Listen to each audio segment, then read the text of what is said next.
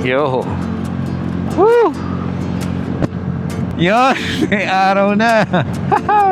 May araw na mga paps! We're on one cam setup today kasi hindi pa equipped with the chin mount itong ano natin, HJC Hemet. Aray ko. Hindi pa naayos na pati yung mic placement. Ni-clip ko lang dun sa chin cover. Wow, lamig. Nagyaya mag-bag si Kuya Nilo kaya lang I don't have that much time this morning. May errands ako.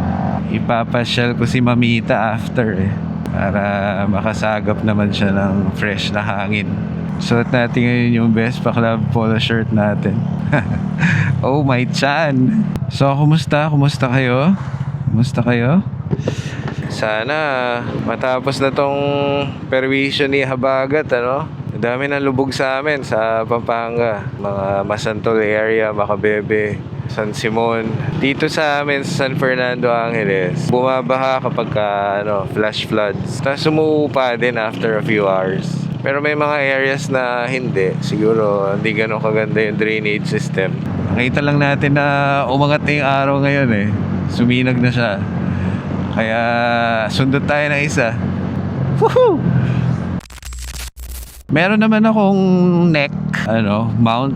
Neck mount ba yan? neck mount. Para dito yung camera. Para may POV pa rin, di ba? Pero hassle Hindi siya maganda. Hassle siya pagka-suot mo, nagra-ride ka, gano'n. May something ka na bulging dito. Gano'n. Hindi kasi, itong mount kasi natin ng camera dito sa front. Hindi kasi siya easily tanggalable di ba? Kahit quick release siya, kailangan mo ng 2 hands to operate. See what I mean?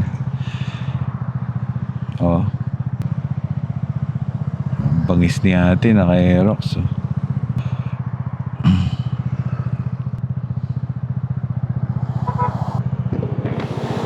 So this is my new helmet.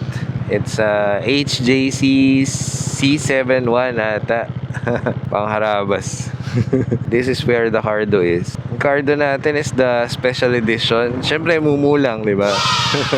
Among the cardo line, siya yung mumu na okay. Kasi it has the edge features. Kamukha ng edge. So I was told, Ang difference lang niya is wired ito. Di ba yung edge, magnet, may cradle. Ito meron din naman, pero wired. So, lang doon, hindi siya madaling tanggal kabit. Also, you cannot charge on the go. Which is okay naman, kasi hindi naman tayo pang Iron Man yung lakaran natin. Plus, di ba, in between rides, pwede ka naman mag-top up ng charge. So finally, we got the cardo for ourselves. Special edition. So what's in the box? Right off, you get the cardo unit. It looks just like the Pactalk Edge. And inside the box, you have the manual on the features and the installation guide. The warranty booklet. Then you have the accessories box. Inside the accessories, you have the cradle and the cables and the other stuff that goes with the whole set. So you have choices. You can clip the cardo. Of course, you have the headsets, the earphones. And then you also have 2 options to stick the cardo onto the helmet or clip it. So let's try the unit on the cradle. So the trick is you have to start with the back and then clip the front one. Of course, with the new cardo, it would be better off with the new helmet. Finally, nabuo natin yung ipon natin, so we got the HJC C71. It's not a top tier helmet, it's just, let's say, it's above the entry level ones. It's got good protection. I chose this one for the graphics. So it's got the cool squeeze graphic design, and then it's rated ECE 2206. So for installation, I always do it fitting the cardo unit first. Ang challenge dito sa HJC helmet na to is that you can't put it dun sa usual placement niya, like dun sa lower part ng helmet mo, because medyo challenge yung availability ng flat space. So I chose this one just above the usual placement. Mas flat yung space doon.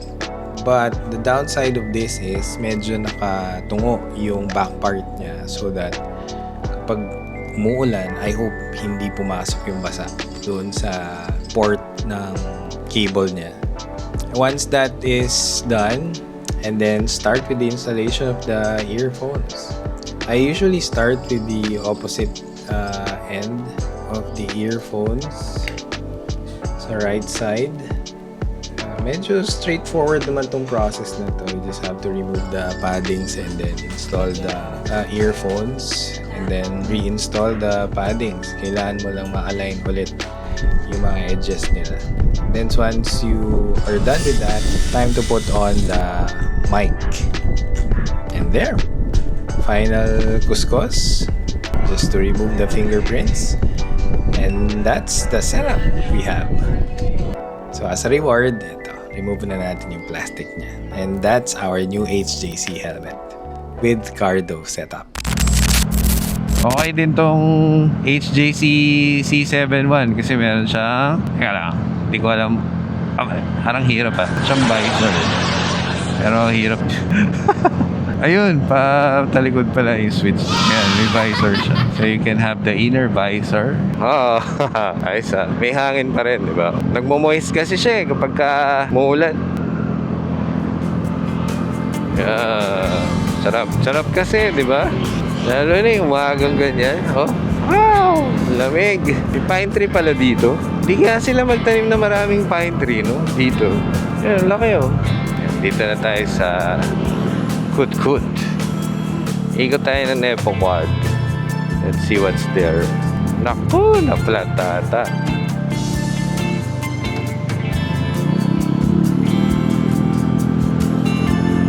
Uy, clear skies. Ngani. Hindi pa kabisado yung notch nitong visor. Ganda ng fit nitong HJC helmet na to. Yung large talagang kapit na kapit. What worked for me sa mga helmets is at least may dalawang set ka na palitan ba, salitan, so that di siya araw-araw ginagamit. Especially kapag umulan, ganyan, nagkaroon ng moisture para makapagpahinga siya. Yung mga foam makapagpahinga. Di masyadong nadadaldal. So, mas tumatagal. Dun yung target natin kainan eh. Pero ikot muna tayo. See what's new dito. Ay, antigas mo, Vespa suspension. Oh, may Tom and Toms. Ang dami na. Abuelos, pasta, patis, Kowloon. Oh, ayun. Soul Avenue. One of our bosses sa office is due for retirement the next month eh. And part of his plan is to put up a comedy bar dito sa Angeles. So, di ba? Ayos yun. So, excited for that. Excited ako sa mga plano niya sa retirement niya. Earliest now, pinag-uusapan na namin yan eh. I'm asking questions about it para, kahit paano is makapag-ready na tayo. Bit by bit. Sorry, wala akong POV camera. There are a lot of stores dito sa Nepo Quad. Alam ko may Ropali dito eh. Lumipat na, wala nang laman. Ropali may dala siyang lambreta eh. So baka lumipat na sila dun sa may Friendship Highway. Dami rin pala nag-walking, jogging dito. So this is where we are.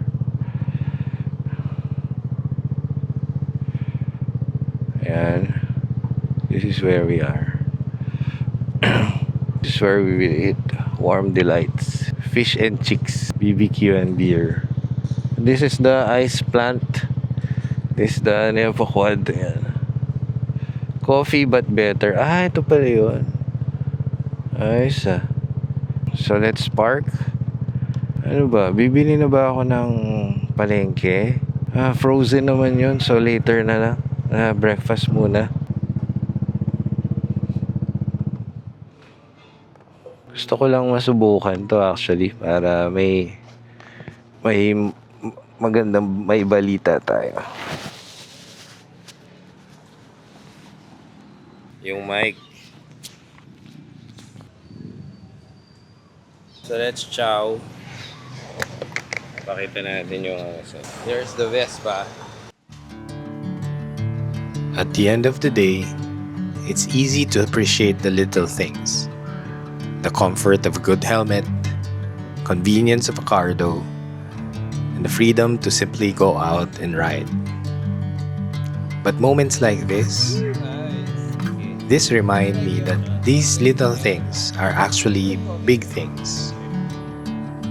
Having a safe place to come home to, having the means to ride, having good people around us, and simply waking up to another day. These are blessings we sometimes forget to appreciate. So let's all be grateful, not just when things are going well, but especially when we're reminded that there are people who are struggling with much less.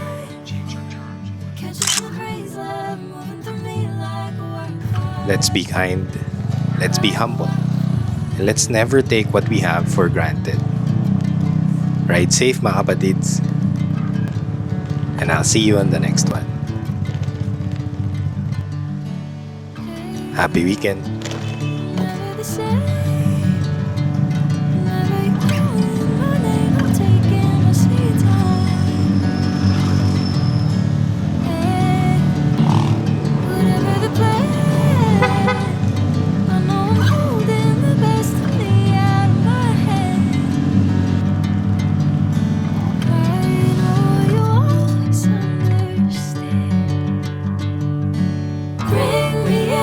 Golden sunlight. If I'm going with you, I know we'll get to the other side. Sinking in, I know this feels right.